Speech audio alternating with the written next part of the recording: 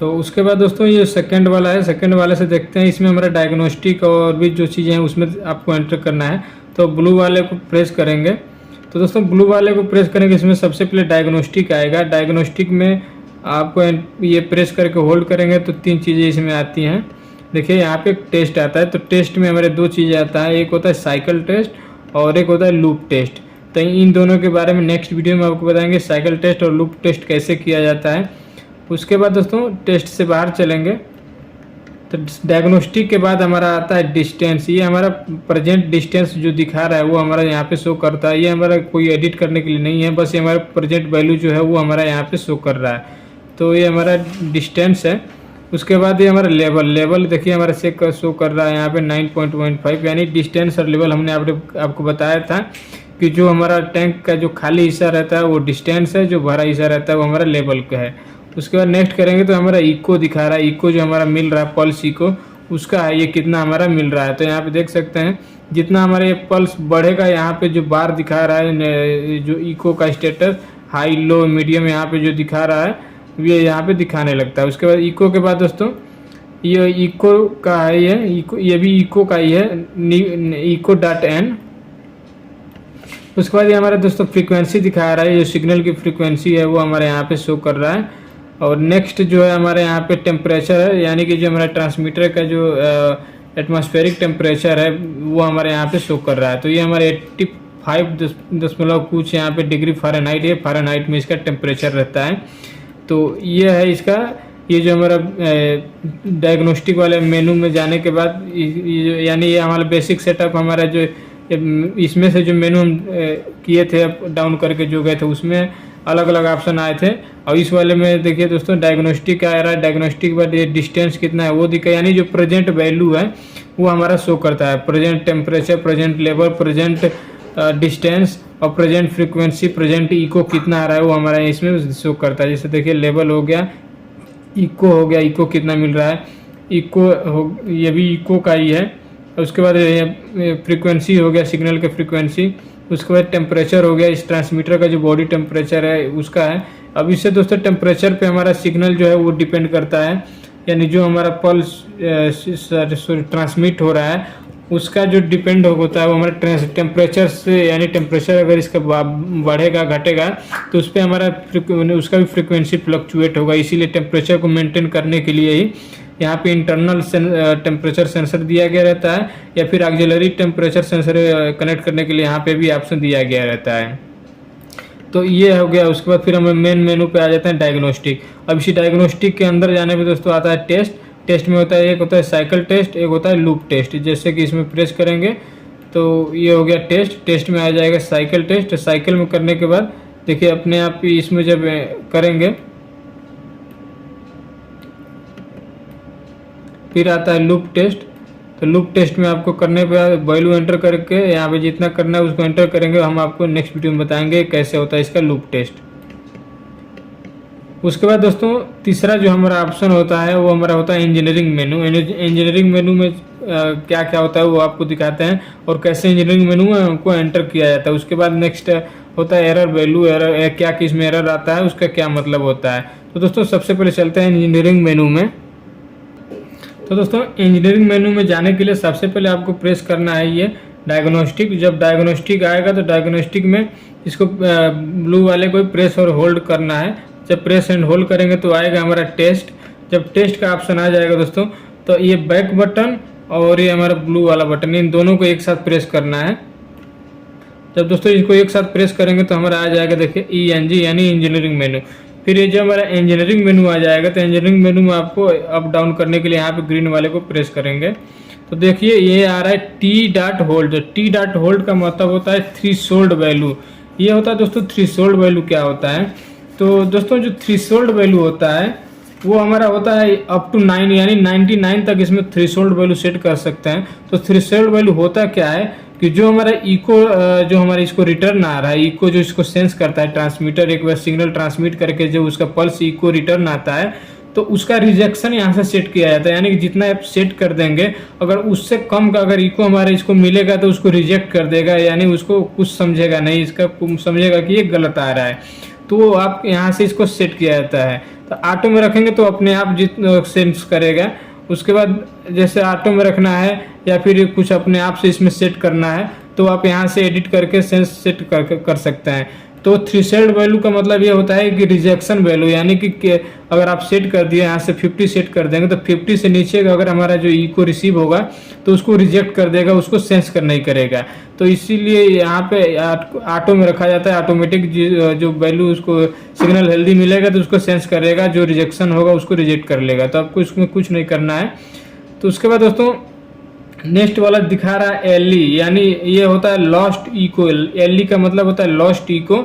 तो ये दोस्तों लॉस्ट इको एक टाइम होता है सिग्नल का, जो लॉस्ट इको टाइम, जैसे कि एक टाइम दिया जाता है ना कि कितने अगर देर में अगर हमारा सिग्नल इसको नहीं मिलता है तो अलार्म ये जनरेट कर देगा फॉल्ट का। तो वो आपको यहाँ से टाइम एंटर करना रहता है। देख सकते हैं यहाँ पे टाइम एंटर किया गया है 900। तो दोस्तों ये 900 यहाँ पे डिफॉल्ट वैल्यू है इसका कि 900 सेकेंड तक, 900 सेकेंड के पहले अगर हमारा और जो इको है अगर रिकवर हो जाता है तो हमारा हेल्दी रहेगा। और 900 सेकेंड के बाद तक अगर हमारी इको पल्स जो है रिकवर नहीं होता है तो हमारा फॉल्ट शो करने लगेगा। तो इसको आप 9999 तक इसको आप सेट कर सकते हैं एडिट करके। देख सकते हैं ये 4 डिजिट है, तो आपको यहाँ से 9999 सेकेंड तक इसमें आपको सेट कर सकते हैं। तो ये डिफॉल्ट वैल्यू है 900 सेकेंड, तो इसको रहने देंगे। उसके बाद दोस्तों नेक्स्ट आ रहा है डेड, DEA डेड। तो ये दोस्तों डेड बैंड होता है। डेड बैंड का मतलब ये होता है दोस्तों कि यह एक रीजन है जिसके नीचे जैसे दोस्तों वैल्यू कम होने पे ट्रांसमीटर काम नहीं करेगा। एक डेड बैंड है। डेड बैंड जैसे कि दोस्तों क्या होगा कि जो 4 मिलियन पर रोज 20 यानी LRB और URB जो हम लोग सेट करते हैं उसी प्रकार से जैसे डेड बैंड होता है। डेड बैंड यानी उससे कम नहीं होना। जैसे जो हम ट्रांसमीटर लगाते हैं तो ट्रांसमीटर के बाद जो एक सेट करते हैं वैल्यू कि वाटर लेवल मैक्सिमम कितना जाएगा, उसके बाद एक सेफ्टी का डिस्टेंस सेट किया जाता है ताकि उसके ऊपर ना जाए वाटर लेवल, नहीं तो हमारे जो सेंसर है ट्रांसमीटर को उसमें टच कर जाएगा। तो वो जो रेंज सेट किया जाता है जो वैल्यू, उसी को हम बोलते हैं डेड बैंड। तो दोस्तों जो डेड बैंड होता है इसका ये 0.3 मीटर से कम नहीं होना चाहिए, उससे ज़्यादा ही रखा जाता है सेफ्टी पर्पज से। तो इसको एंटर करेंगे, देखिए यहाँ पे 1 फीट रखा गया है। तो ये हमारा फीट में है, या मीटर में देखिए 0.3 मीटर से हम मिनिमम यहाँ पे इसको रखना रहता है। तो आप इसको अपने हिसाब से एडजस्ट कर सकते हैं। तो ये हो गया हमारा डेड बैंड। तो डेड बैंड के बाद ये दोस्तों यहाँ पे दिखा रहा है ये फ्रीक्वेंसी है। F का मतलब होता है फ्रीक्वेंसी। तो यहाँ से आप फ्रीक्वेंसी सेट कर सकते हैं। तो जो डिफॉल्ट वैल्यू देखिए यहाँ पे ऑटो में रहता है, ये हमारा ऑटो में है। फ्रीक्वेंसी कितना जनरेट हो रहा है सिग्नल का, ये हमारा ऑटो में ही रखा जाता है। आप दोस्तों इसको एडिट कर सकते हैं। एडिट करने का मतलब अगर आपको अपने से यहाँ पे कुछ एंटर करना है, देखिए यहाँ पे 49 दिया गया है, मिनिमम ये 49 है। इसका 49 से लेकर 58 किलो हर्ट्ज फ्रीक्वेंसी के बीच में आप इसको सेट करके रख सकते हैं। तो यहाँ से आप फ्रीक्वेंसी सेट किए थे, इसको हम ऑटो में रखेंगे। जितना ट्रांसमीटर जितना हर्ट्ज का फ्रीक्वेंसी इसको जनरेट करेगा उतना हिसाब से वो इको रिसीव करेगा। तो आप यहाँ से मैनुअली भी इसको सेट कर सकते हैं। तो इसका जो रेंज होता है 49 से 58 किलो हर्ट्ज इसका फ्रीक्वेंसी का रेंज होता है। तो यहाँ पे मिनिमम शो कर रहा है। आपको यहाँ से 50 51 ये कुछ भी कर सकते हैं। तो आपको यहाँ पे सेव नहीं करना है तो बैक कर देंगे। उसके बाद दोस्तों PRF आ रहा है। तो दोस्तों PRF का मतलब होता है कि पल्स रिपीटेशन फ्रीक्वेंसी, यानी पल्स को रिपीटेशन वाला जो फ्रीक्वेंसी है वो यहाँ से सेव किया जाता है। ये क्या होता है कि जो पल्स जो ट्रांसमिट होता है पर सेकेंड में, ये 1 सेकेंड में जो हमारा जैसे पल्स जो ट्रांसमिट हो रहा है उसी का ये रेट होता है कि 1 सेकेंड में कितना पल्स हमारा ट्रांसमिट करना है। तो इसको देखिए इसमें एंटर करेंगे तो यहाँ पे 1.0 है, यानी कि 1 सेकेंड में 1 पल्स हमारे यहाँ पे ट्रांसमिट हो रहा है। तो ये हम आप एडिट कर सकते हैं दोस्तों। यहाँ पे डिफॉल्ट वैल्यू 1 है, आप इसको 0.5 से 2.0 कर सकते हैं। यानी कि देखिए एंटर करेंगे तो आप 0.5 भी कर सकते हैं और 2 मैक्सिमम जो है 2.0, यानी 2 कर देंगे तो 2 पल्स पर सेकेंड में यहाँ पे ट्रांसमिट करेगा। यानी कि जो हमारा जो साउंड वेव्स जो इसका जो ट्रांसमिट हो रहा है, पल्स जो ट्रांसमिट हो रहा है उसका रेट होता है पर सेकेंड में कि 1 सेकेंड में कितना पल्स हमारा ये सेंड कर रहा है। तो यही होता है दोस्तों हमारा PRF मेनू में। तो इसको हमको कुछ नहीं करना है, जो पहले से सेट है उसको सेट रखेंगे। तो दोस्तों स्टीर जो होता है दोस्तों, ये हमारा स्टीरर टाइम है। स्टीरर टाइम का मतलब होता है दोस्तों वैलिड इको काउंट का यहाँ पे टाइम सेट किया जाता है। ये देख सकते हैं यहाँ पे 4 सेकंड का दिया गया है। यहाँ पे आप मैक्सिमम 7 सेकंड यहाँ पे रख सकते हैं। तो ये जो होता है स्टीयर टाइम का मतलब होता है ये ऐसा कोई ऑब्जेक्ट अगर बीच में आ जाता है जिससे यानी कि जो हमारा इको हो रहा है, और अगर इको जो पूरा नहीं मिल रहा है तो उसके लिए यहाँ पे टाइम सेकेंड सेट किया गया है कि इतने सेकेंड में हमारा अगर पूरा पल्स अगर काउंट नहीं हो रहा है तो हमारा उसको वैलिड नहीं मानेगा। तो इसके यहाँ पे स्टीयर टाइम यहाँ पे सेट किया गया है, ये होता है स्टीयर टाइम। तो उसके बाद दोस्तों स्टीयर टाइम के बाद देखिए SPI लिखा है। तो SPI वाला ऑप्शन जो है दोस्तों ये हमारा स्पाइक ड्यूरेशन, SPI का मतलब होता है स्पाइक ड्यूरेशन यहाँ पे टाइम दिया गया रहता है। अब दोस्तों स्पाइक का मतलब क्या होता है कि ये होता है दोस्तों ट्रांजिएंट इलेक्ट्रिकल इंटरफ्रेंस, यानी ट्रांजिएंट इलेक्ट्रिकल इंटरफ्रेंस का एक टाइम सेट किया, एक अलग सिग्नल एक जो होता है उसी को हम बोलते हैं स्पाइक, यानी कि इलेक्ट्रिकल इंटरफ्रेंस जो सिग्नल होते हैं बाहरी उसी को हम स्पाइक बोला जाता है। तो उसके लिए स्पाइक ड्यूरेशन यहाँ पे सेट किया जाता है। तो ये दोस्तों जो होता है ये minimum duration of valid echo signal, यानी कि जो हमारा प्रॉपर वैलिड सिग्नल जो आ रहा है उसका यहाँ पे टाइम सेट किया जाता है। क्योंकि ये जो पल्स का जो यहाँ पे सिग्नल होता है दोस्तों कंटिन्यू नया जनरेट होता रहता है, नया आता रहता है। तो जो एक सिग्नल जो पल्स आता है उसका टाइम यहाँ पे दिया गया रहता है, वो कितने टाइम तक उसको सेंस करके रखेगा। तो यहाँ पे देख सकते हैं यहाँ पे 0 किया गया रहता है। तो ये 0 है यानी पल्स जो है उसको तुरंत दूसरा आता जाएगा, उसको सेंस करते जाएगा। तो ये होता है यानी स्पाइक ड्यूरेशन है। उसके बाद दोस्तों यहाँ पे दिया गया है LRN। तो दोस्तों LRN का मतलब क्या होता है,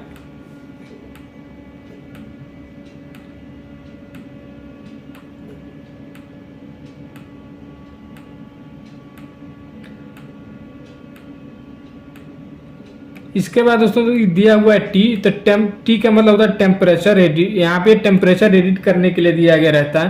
तो देख सकते हैं यहाँ पे ऑटो में किया गया रहता है, ऑटो से आप यहाँ पे एडिट करके इसको चेंज भी कर सकते हैं, मैनुअली भी इसमें टेम्परेचर इसमें सेट कर सकते हैं कि इसमें कितना टेम्परेचर इसमें मेंटेन करके रखना है।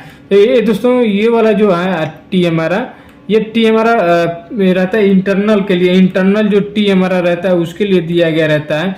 यानी इसमें 2 सेंसर जो दिया करते हैं, होता है इंटरनल एक होता है एक्सटर्नल। तो ये इंटरनल वाले के लिए था, इंटरनल अगर आपको यहाँ पे सेट करना रहता है उसके लिए। अगर दोस्तों एक्सटर्नल है तो एक्सटर्नल में भी आता है T कैलिब्रेशन करके, यहाँ पे देख सकते हैं। ये देखिए F के बाद PRF स्टीर SPI LRN के बाद T। ये हमारा जो T है T इसमें हमारे इंटरनल के लिए रहता है। उसके बाद इसको एंटर करेंगे तो इसको यहाँ से सेट करने के लिए दिया गया रहता है, यहाँ पे वैल्यू अगर आपको सेट करना है तो। उसके बाद देखो यहाँ पे नेक्स्ट ऑप्शन जो है दोस्तों LD.DEF। तो ये जो होता है दोस्तों लोड डिफॉल्ट, इसको शॉर्टकट में LD.DEF, DE का मतलब F का मतलब डिफॉल्ट, LD का मतलब लोड। तो ये दोस्तों लोड डिफॉल्ट टाइम होता है। लोड डिफॉल्ट टाइम का मतलब जब आप ट्रांसमीटर पावर ऑन करते हैं तो पावर ऑन करने के बाद जो इसमें पैरामीटर सेट किया गया रहता है, जो भी डाटा इसमें सेट किया गया रहता है, तो उसको जो लोड करेगा ये अपना ट्रांसमीटर डिस्प्ले में, ये तो उसका जो टाइम सेट करते हैं उसी को बोलते हैं लोड डिफॉल्ट। यानी कि जो डिफॉल्ट टाइम है इसको डाटा को लोड करने का उसको यहाँ से सेट किया था। आप इसमें एंटर करके यहाँ पे देखिए लोड है, इसमें जब ये लोड है यहाँ पे इसमें एडिट करने का ऑप्शन नहीं दे रहा है दोस्तों। तो यहाँ पे 2 सेकंड का यहाँ पे टाइम दिया गया रहता है, यहाँ पे जो डिफॉल्ट टाइम है वहाँ से। तो ये हो गया LD.DEF यानी लोड डिफॉल्ट टाइम है यहाँ पे। उसके बाद दोस्तों नेक्स्ट जो है B.यूनिट, यानी ये होता है B का मतलब होता है बेस, यूनिट का मतलब होता है यानी बेस यूनिट जो है यहाँ पे। बेस यूनिट का मतलब जब हमारा ट्रांसमीटर खरीद के आता है नया, जब इसको हम ऑन करते हैं, ऑन करने के टाइम जो बेस यूनिट होता है यानी पहले से जो इसमें यूनिट सेट किया गया रहता है वो यहाँ से दिखाता है कि ये पहले से इसमें कौन सा यूनिट है। तो इसमें देखिए एंटर करेंगे तो बेस यूनिट में यहाँ पे FT है यानी कि फिट में यहाँ पे दिया गया। आप इसको चेंज कर सकते हैं यहाँ पे बेस यूनिट को भी। तो जब दोस्तों इस बेस यूनिट को, तो दोस्तों ये था हमारा बेसिक सेटअप डायग्नोस्टिक और इंजीनियरिंग मेनू में कैसे क्या क्या सेटिंग होता है, उसको कैसे कैसे हमको सेट किया जाता है। तो दोस्तों एक बार फिर से आपको बता देते हैं कि जो मेनू में हमें जाने का जो है रहता है कैसे हमको जाना रहता है। दोस्तों ये हमारा नॉर्मली डिस्प्ले प्रोसेस वैल्यू यहाँ पे शो कर रहा है। आपको बेसिक सेटअप में पहला जो स्टेप होता है वो हमारा एक ग्रीन वाला बटन जो अप डाउन है, इससे आपको जब प्रेस करेंगे तो ड्यूटी आएगा। यहाँ पे ड्यूटी फिर चेंज करेंगे तो यूनिट सेट करने का ऑप्शन आएगा। फिर यहाँ पे बॉटम में रेफरेंस है, फिर स्केलिंग है। स्केलिंग का मतलब जो हमारा इनपुट से 4-20 लेवल को 4-20 मिली एम्पियर में जो कन्वर्जन है उसका यहाँ से सेट किया जाता है। उसके बाद ये 4 मिली एम्पियर की वैल्यू यहाँ पे देख सकते हैं कितना पहले से सेट किया गया है। फिर 20 मिली एम्पियर का वैल्यू आप देख सकते हैं कितना पहले से सेट किया गया है। उसके बाद डी यानी कि डैम्पिंग है। डैम्पिंग का मतलब कि जो इनपुट आ रहा है, इनपुट को जो लेवल सेंस हो रहा है, अगर लेवल में कुछ चेंज होगा तो कितने सेकेंड में उसको आउटपुट में चेंज करेगा, उसी को यहाँ पे डैम्पिंग में सेट किया जाता है। फिर ये हमारा अलार्म है। अलार्म यानी हाई लो होल्ड क्या सेट करना है उसके लिए रहता है। फिर R1 ऑन है, रिले 1 ऑन टाइम यहाँ से सेट कर देंगे, रिले 1 ऑफ टाइम यहाँ पे सेट किया जाता है। उसके बाद दोस्तों रिले 2 का ऑन टाइम, फिर रिले 2 का ऑफ टाइम। अब दोस्तों रिले 1 और रिले 2 जो है, अब किस रिले 1 और रिले 2 किसके लिए यूज किया जाता है, तो रिले 1 जो होता है हमारा कंट्रोल रिले है डिफॉल्ट में, और रिले 2 जो है हमारा फॉल्ट रिले है। आप इसको इंटरचेंज भी कर सकते हैं। जब हम हार्ड से इसका कैलकुलेशन करेंगे तो उसमें बताएंगे कैसे इसको चेंज भी किया जा सकता है। रिले 2 को रिले 1 की जगह पे, रिले 1 को रिले 2 की जगह पे भी आप इसको यूज कर सकते हैं। उसके बाद दोस्तों यहाँ पे सेट 24 मिली एम्पियर है। इसको ये वाला ऑप्शन तब हम यूज करते हैं जब हमें लेवल टैंक में पानी को भर के, कोई भी लिक्विड को भर के खाली करके, यहाँ पे अगर आपको 420 मिली एम्पियर सेट करना है उसके लिए टैंक को आप पूरा खाली करके, वहाँ ट्रांसमीटर लगा है तो खाली के कंडीशन में जब यहाँ पे एंटर करेंगे तो इसको जितना लेवल होगा थोड़ा सा भरा होगा उसको 4 मिली एम्पियर सेट कर लेगा। उसके बाद सेट 20 यानी टैंक को जितना आपको मैक्सिमम भरना है, मैक्सिमम भर के उसको सेट कर देंगे तो उसको 20 मिली एम्पियर ये सेट कर लेगा। नेक्स्ट टाइम से उसी के बीच में 4-20 मिली एम्पियर ये वेरी करेगा। तो उसके बाद दोस्तों ये यहाँ पे ये फिर से हमारा आ गया प्रोसेस वैल्यू। तो ये हमारा ग्रीन वाली जो है डायरेक्ट मेन मेनू में हमारे जो ऑप्शन आते हैं उनका था। उसके बाद दोस्तों ये जो हमारे ब्लू बटन है, इंटर वाला बटन, इंटर वाले बटन से क्या क्या आता है वो आपको दिखा देते हैं। इंटर वाला बटन दबाएंगे तो सबसे पहले एक डायग्नोस्टिक आएगा। तो दोस्तों डायग्नोस्टिक में हम अप डाउन करेंगे तो यहाँ पे देखिए डिस्टेंस कितना है, यानी प्रेजेंट डिस्टेंस है कितना मेजर कर रहा है वो दिखाएगा। फिर नेक्स्ट करेंगे तो लेवल कितना लेवल है अभी वो शो करेगा। उसके बाद इको कितना रिसीव हो रहा है वो हमारा दिखा रहा है। उसके बाद दोस्तों ये भी हमारा इको का ही है। फिर यहाँ पे फ्रीक्वेंसी है, कितना फ्रीक्वेंसी ये जनरेट किया है, जो हमारा सिग्नल ट्रांसमीटर है उसकी कितनी फ्रीक्वेंसी है। उसके बाद टेम्परेचर है, ट्रांसमीटर का वो टेम्परेचर है ये हमारे फ़ारेनहाइट में रहता है। उसके बाद देखिए फिर हमारा डायग्नोस्टिक पे आ जाता है। तो डायग्नोस्टिक में क्या क्या है उसके लिए हमें यहाँ पे ये जो एरो है यहाँ पे ब्लू कलर का जो बटन है इसको जब प्रेस करेंगे, होल्ड करेंगे तो ये डायग्नोस्टिक में एंटर करेगा। तो दोस्तों डायग्नोस्टिक में हमारे दिया है टेस्ट।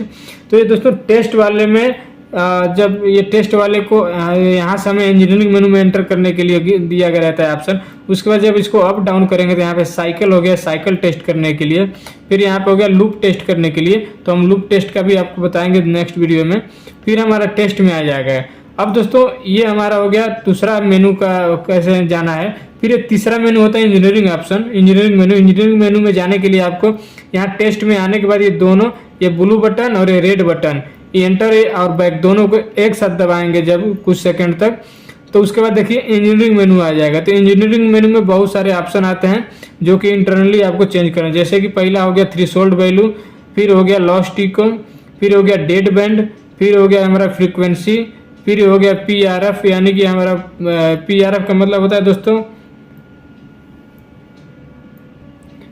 पल्स रिपीटेशन फ्रीक्वेंसी होता है, यानी कि पर सेकंड में कितना ये हमारा पल्स ट्रांसमिट हो रहा है वो है। उसके बाद दोस्तों STR है, ये हमारा स्टीरर है। स्टीरर का मतलब होता है दोस्तों valid echo count. Valid echo count का यहाँ पे दिया गया रहता है कितना इको आपको काउंट करना है कितने सेकंड तक।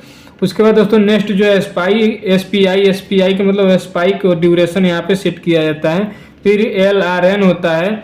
उसके बाद दोस्तों T होता है। T का मतलब ये होता है दोस्तों ये हमारा टेम्परेचर होता है, यानी जो अब यहाँ जो इसका जो टेम्परेचर है वो हमको सेट करना रहता है।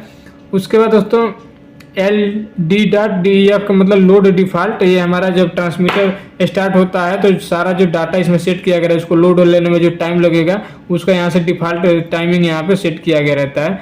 उसके बाद दोस्तों ये बेस यूनिट यहाँ पे चेंज करने का ऑप्शन है। फिर हमारा मेनू पे रिटर्न आ जाता है।